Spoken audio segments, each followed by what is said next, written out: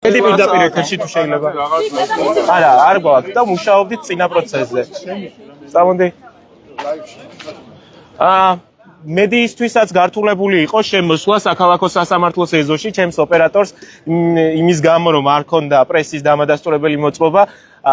არ ეძლეოდა შესაძლებლობა რომ შემოსულიყო ჩემთან ერთად საქალაქო სასამართლოს ეზოში ჩვენ ნახეთ იგივე სცენარი ზურაბ ჯაფარიძის პროცესზე და დღესაც ზუსტად იგივე სიტუაცია ხედავთ რომ ჩაყენებულია ცენტრალურ შემოსასვლელთან პოლიციის რამდენიმე კორდონი კრიმინალური და საპატრულო პოლიციის წინ ჭიშკარში დგანან საქალაქო სასამართლოს მანდატურები და ამოწმებენ საკმაოდ ამოწმებენ მოქალაქეებს იმ ინფორმაციას უფრო სწორად ნამდვილად აქვთ თუ არა მათ დღეს აქ ან მათ ოჯახის წევრს პროცესზე უფრო სწორად ეზოში შემოსვლა გართულებულია იურისტებისთვისაც ადვოკატებისთვის ჩვენთვის მედიის წარმომადგენლებისთვის და აი ეს პერიოდი წინა პირდაპირ ჩართვიდან ამ დრომდე ჩვენ ვცდილობდით რომ შემოვსულიყავით ეზოში და მოგიყევით კიდეც რომ ჩემს ოპერატორს არ აძლევდა მანდატური სამსახურის წარმომადგენელი უფლებას რომ შემოსულიყო. ხედავთ რომ აი აქ თელს პერიმეტრზე ისევ ღობესთან საქალაქო სასამართლოს ეზოს დგას კრიმინალური პოლიცია, ასევე საპატრულო პოლიციაც და ზუსტად იგივე სიტუაციაა რაც ჩვენ ნახეთ ერთი კვირის წინ ზურაბ ჯაფარიძის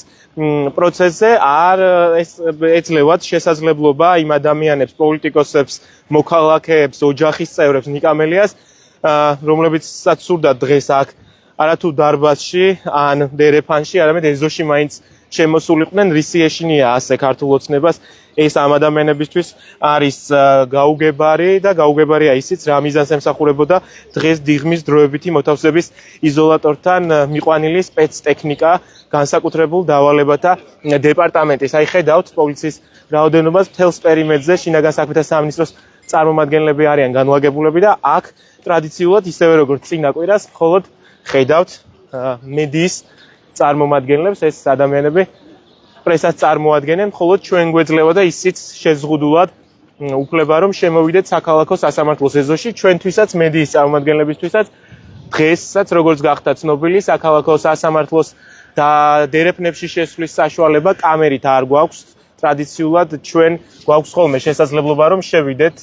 ჩვენ და ჩვენი ოპერატორები და ვიმუშაოთ საქალაქო სასამართლოს შენობის შიგნით, თუმცა წინა პროცესზე, ზურაბ ჯაფარიძის პროცესზე და დღესაც ნიკამელიას პროცესზეც მედიას ეს უფლება შეუზღუდეს და მათ შორის პრობლემა იყო ეზოში შემოსვლაც. ძალიან მკაცრად ითხოვენ მედიის დამადასტურებელ მოწმობას, პირადობის მოწმობასაც და მხოლოდ აი ამ ყველაფრის გადამოწმების შემდეგ გვეძლევა უფლება რომ შემოვიდეთ და ბუნებრივია ჩვენ გვეშლება მუშაობაში ხელი. გარე პერიმეტრი უკვე გაჩვენეთ რომ მიმდებარე ტერიტორიაზე ავტომობილები გაჩერებას მოქალაქეები ვერ ახერხებენ მთლიან პერიმეტრზე, არა მხოლოდ მიმდებარე ქუჩებზე, არამედ მთლიანად საქალაქო სასამართლოს ირგვლივ ყველა ქუჩაზე. ნიკამელიას პროცესი წესით უნდა დაწყებულიყო 2 საათია და 2 საათზე იყო ჩანიშნული. პოლიტიკოსმა გირაო არ გადაიხადა, რომელიც შეფარდებული ჰქონდა წულკიანის კომისიაზე გამოუცხადებლობის გამო, მას გირაოს გადახდისვა და გუშინ ღამის 12 საათზე ეწურებოდა, თუმცა ჩვენ ნახეთ სცენარი რომ როდესაც ის დაახლოებით საღამოს 9 საათზე გადაადგილდებოდა თანხმლებ პირებთან ერთად ლისის მიმდებარე ტერიტორიაზე მოულოდნელად დააკავეს და ფაქტობრივად გაიტაცეს როგორც საკუთარი თანაპარტიელები ამას აფასებენ. შევახსენებ მაყურებელს რომ ჯერ შეაჩერა ის საპატრულო პოლიციამ და მას შემდეგ რაც დარწმუნდა პოლიცია რომ იმ ავტომობილში ნამდვილად იმყოფებოდა ნიკამელია, ამის შემდეგ ასეულობით პოლიციელმა მოახდინა მისი ძალისმიერი დაკავება. ეს არის ინფორმაცია რომელიც ჩვენ გავიგეთ წუხელ ადვოკატებისგან მას შემდეგ რაც მოინახულეს ნიკამელია დიღმის დროებითი მოთავსების იზოლატორში. ნიკამელიამ ადვოკატებს მოუყვა ისიც რომ როდესაც ის დააკავეს და საამარშრუტო ავტომობილით, მიკროავტობუსით უფრო სწორად მოახდინეს მისი ტრანსპორტირება დიღმის დროებითი მოთავსების იზოლატორამდე, პარალელურად 5 წუთში ერთხელ როგორც ადვოკატები ამბობდნენ, უღებდნენ ვიდეოებს პოლიციელები და ვიღაცას უგზავნიდნენ, ოღონდ ჩვენთვის ჯერ არ არის ცნობილი, ვის უგზავნიდნენ ნიკა ამელიას ვიდეოებს მიკროავტობუსიდან შინაგან საქმეთა სამინისტროს წარმომადგენლები. ამის შემდეგ პოლიტიკოსი მიიყვანეს დიღომში, დროებითი მოთავსების იზოლატორში და შემდგომ უკვე შინაგან საქმეთა სამინისტრომ გაავრცელა განცხადება, რომ ის ადმინისტრაციული წესით პოლიციელის შეურაცხყოფისთვის არის დაკავებული და 48 საათი აქვს წესით შინაგან საქმეთა სამინისტროს უბრალოდ სასამართლო პროცესში რომ ჩაინიშნოს.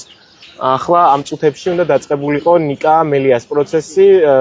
თვითონაც ესწრება დღევანდელ პროცესს და სავარაუდოდ თუ მიეცემა საშუალება ის დღევანდელ პროცესზე თავად ისაუბრებს, როგორ მოხდა გუშინ და რა ვითარებაში მოხდა მისი დაკავება. ჩვენ ვრჩებით საქალაქო სასამართლოში და განახლებული ინფორმაციით დაგიბრუნდებით პირდაპირ ეთერში.